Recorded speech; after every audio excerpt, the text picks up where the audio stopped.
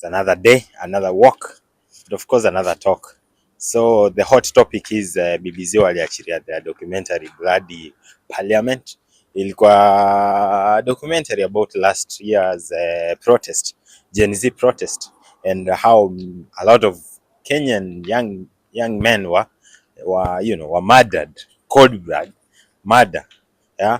Police, some of them hata ni jeshi walienda wakashutu wase wenye wana demonstrate peacefully, yeah. Yani wase hata wamebeba tu flag na maji, wengine like the last guy was shot hiyo nini akitoka parliament. He was actually running away. Everyone in the video, you can see everyone is running away from parliament, like ni kama kitu tu iliwaambia okay, enough is enough, tumeshout sana, let's call it a day, let's just rush, let's just go home, you know. But that guy just decided to shoot and kill a Kenyan. Mseadi ana anything, man, you know. You can imagine, it's so traumatizing to watch. I remember that during that period nilikuwa na watch sana hizo vitu za Gen Z online, and it happened that my friend alikuwa amenichukua place ya Rangers gun shooting hizi area za Kuwait, and something that I normally do, of course mimi si mtu wa magani sana, but that day was so unusual because of how much nilikuwa nimewatch hizi stories za Gen Z. I was just sweating, yani nilikuwa hata nashindwa kushoot yani and it's for fun, but you can imagine hiyo mess ina bring around watch hizo vitu. So you can imagine the doctors wenye walikuwa kwa ground, the protesters wenyewe, the reporters. It's just too much to watch. But the biggest conclusion, or the biggest what do we call it, my biggest view of the whole story is that yani whatever happened in June, all of it inclusive, is it really a root of problem? Let me bring my point home. Imagine if there was another president kwa hiyo seat and everything that happened. Unajua, the protest was there, Ruto must go, ama whoever, just say whoever comes to your mind. Wase wametoka kwa street wakasema he must go, maybe Baba, maybe Uhuru, Ruto, Matiang'i, Kalonzo, whoever, just name any president, Jimmy Wanjigi, anyone who can be a president, ako kwa seat. People are saying he must go, people are protesting, wase wamekuja kwa street, wase wamekuja wame bleach parliament. Do you think wangekuwa dealt with differently? Is there another way that police deal with protesters in Kenya apart from what we've seen since time memorial? Is there a better way? Is there another way? Because for me, I don't see another way.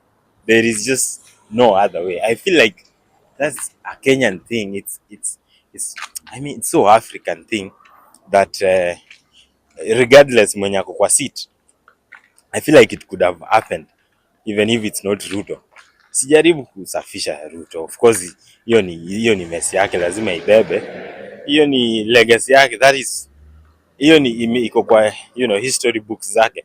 But generally thinking, I feel like it's a bigger problem than we think. It's a system problem. It's a problem that we could have faced hata kama si Ruto alikuwa kwa seat, hata kama ni mwenye, because unajua, I mean, it's just how our presidents are, it's just how our police are.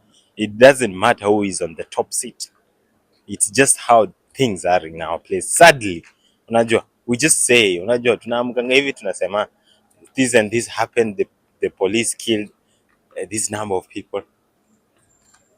Kwa mfano, during your protest it is said that more than 80 people died. Hiyo period yote, we say it all the time. So for me, it's not, man, I'm even sad. Let me calm down. For me, it's not even about Ruto. It's about Kenya. It's about Africa. It's about the system. It could have been another president kwa hiyo seat, but I promise you, I can bet my life on it, protest that wangekuwa dealt with the same way. regardless who is on that top seat. And that is the problem. That is the deeper problem we are facing. We just say numbers as if it's nothing.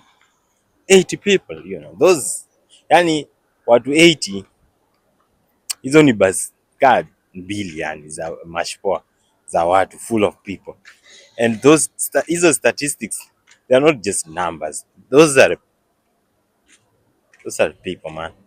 Hao ni wasee manze. Hao ni kijana fulani tu aliamka akaoga akabeba flag yake akaenda ku protest normally, because that time protesting ilikuwa like a vibe, ilikuwa kaa party, but he never made it back home. A mother lost a son somewhere. So hizi numbers, behind those numbers there is human beings, man. There is people behind those numbers. There is sons and families lost their loved ones pointlessly. Yani hiyo, the government should have just found a way to deal with hizo, a sober way ku prolong hizo protest. Maybe wase waende kwa parliament wakule rise. I saw people, recording TikTok videos and go home, man. I didn't sikuona any threat according to those videos. There was no need. There was no need for anyone to die.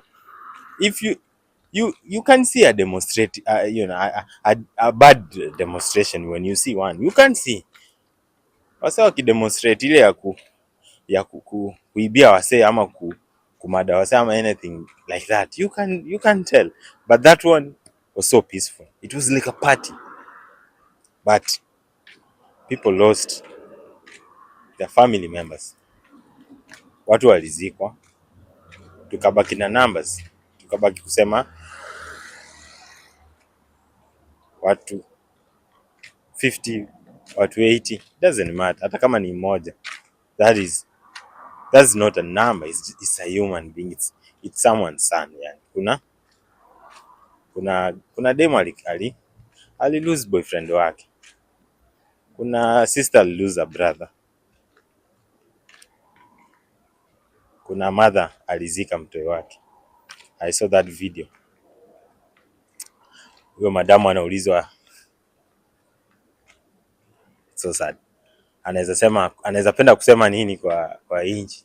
She didn't have anything to say. She was just so heartbroken because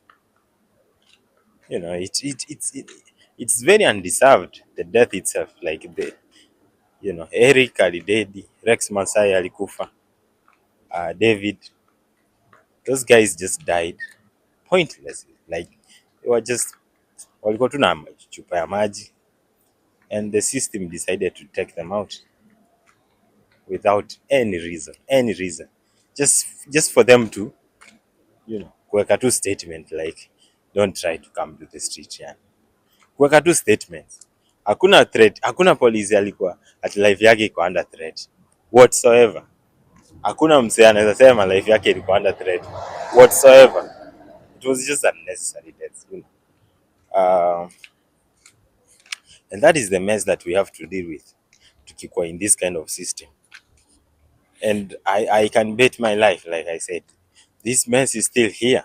Ruto might go, Ruto anaweza enda, but whoever comes next akona hiyo liberty ya kudeploy police, kudeploy our army to the street, wadedisha wase, because they know the end of the day hakuna kitu itafanyika, hakuna mali watapelekwa. The system I hold accountability kwa hii mess, and it's so bad. It's man, inachokesha yani. Hiyo story inachokesha tu kuimagine na kucheki. So yeah, the police walikosa issue any updates regarding wale watu walidetisha wase. At the end of the day you cannot investigate yourself. Kama ni wewe umeiba huwezi jishika uje, unajua, so you cannot investigate yourself. So yani just that is it. Yani if a lot of bad things happen in Kenya and politicians wenye wako behind hizo vitu, they get away with it again and again and again. Yeah, maybe we will not live to see a better country. Maybe we might. I just know. I don't know. My heart just breaks anytime I can. Anytime I imagine that all these people who did this are known and they're so free, and they might be free even after everything that we know.